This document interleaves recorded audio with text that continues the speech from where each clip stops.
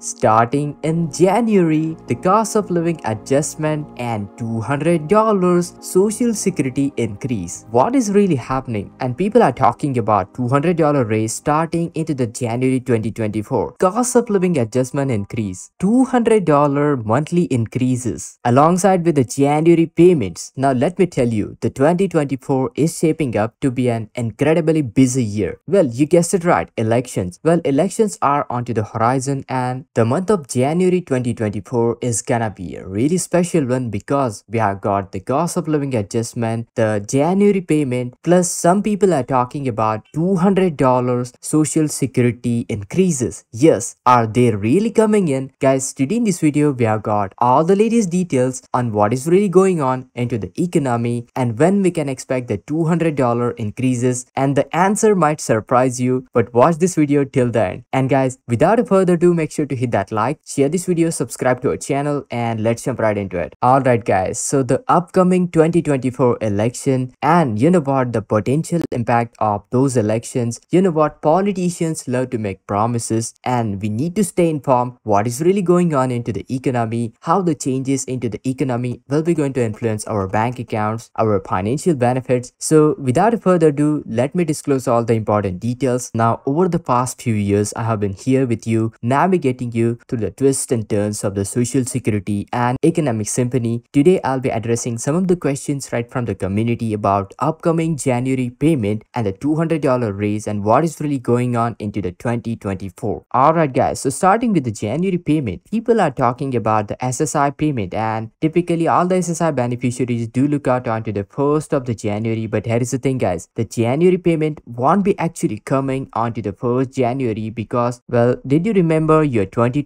December 2023 payment? You have got two payment in the month of December. The first payment that is for the December 1st, and actually the December 29 payment was actually for the January 1st SSI payment. Remember guys, since 1st of the January happens to be landing on a holiday, therefore you'll be getting your 1st January SSI payment onto December 29, 2023. Now talking about the payment, your SSI payment will be little higher because those payments are coming with the additional cost of living adjustment. So SSI individuals will be going to receive $943 right here in 2024, and SSI married couples will be getting $1,415. Talking about the SSDI beneficiaries, well, SSDI beneficiaries will be getting additional $40 per month benefit increase into their monthly payment. So starting into the January, they'll be going to receive $1,537 per month as the average SSDI payment. Remember, your actual benefit amount may be a little bit different according to your personal circumstances. Alright guys, now let's acknowledge some of the complexities that we have been facing over the past few years. Now it's the time of uncertainty, confusion, and rapid change. I assure you that I'm here by your side. So without further ado, make sure to hit that like, share this video, subscribe, and let's talk about the much anticipated $200 raise. Alright guys, so yes, that is true. The COLA is set to kick in,